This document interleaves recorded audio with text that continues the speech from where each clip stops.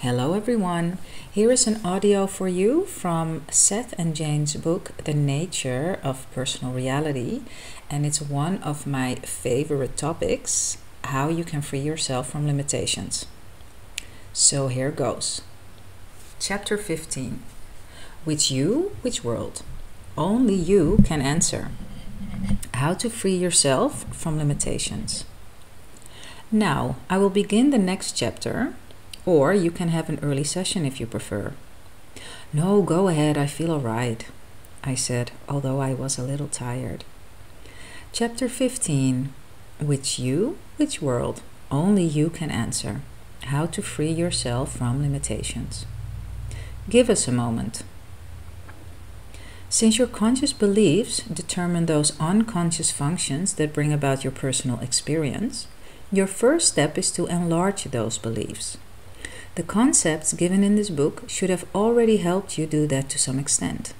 Within your own subjective reality are traces of all those roads not taken, those abilities not used. You may think of yourself as primarily a parent, or mainly in terms of your job or profession. As much as possible, for now, forget the normal familiar light in which you see yourself and consider your identity. Write down or enumerate all of your known physical and mental abilities, whether they have been developed or not, and all of those inclinations toward particular activities. Even those only remotely considered, as well as those that have come at all vividly to mind, these represent the varied probable characteristics from which you have chosen to activate your particular main interest. Out of these attributes, therefore, you choose what you now consider to be your hard-bed reality.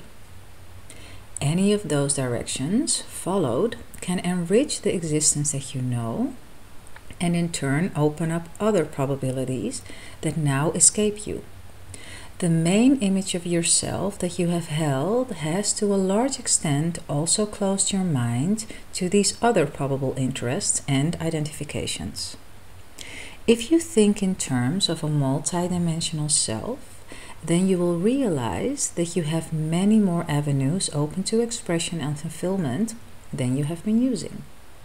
These probable achievements will lie latent unless you consciously decide to bring them into being. Whatever talent you sense you have can be developed only if you determine to do so. The simple act of decision will then activate the unconscious mechanisms. You, as a personality, regardless of your health, wealth, or circumstances, have a rich variety of probable experience from which to choose.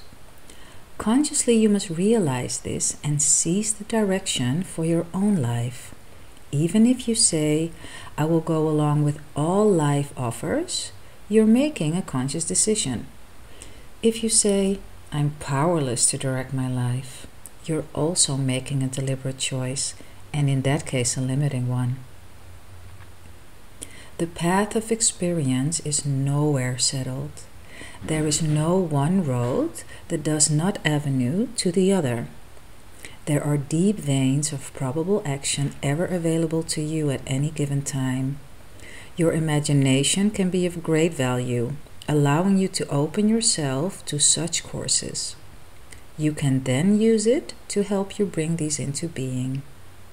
If you are poor, you chose that reality from many probable ones that did not involve poverty and that are still open. If you chose illness, again, there is a probable reality ready for initiation in which you choose health. If you are lonely, there are probable friends you refused to meet in the past, but who are readily available.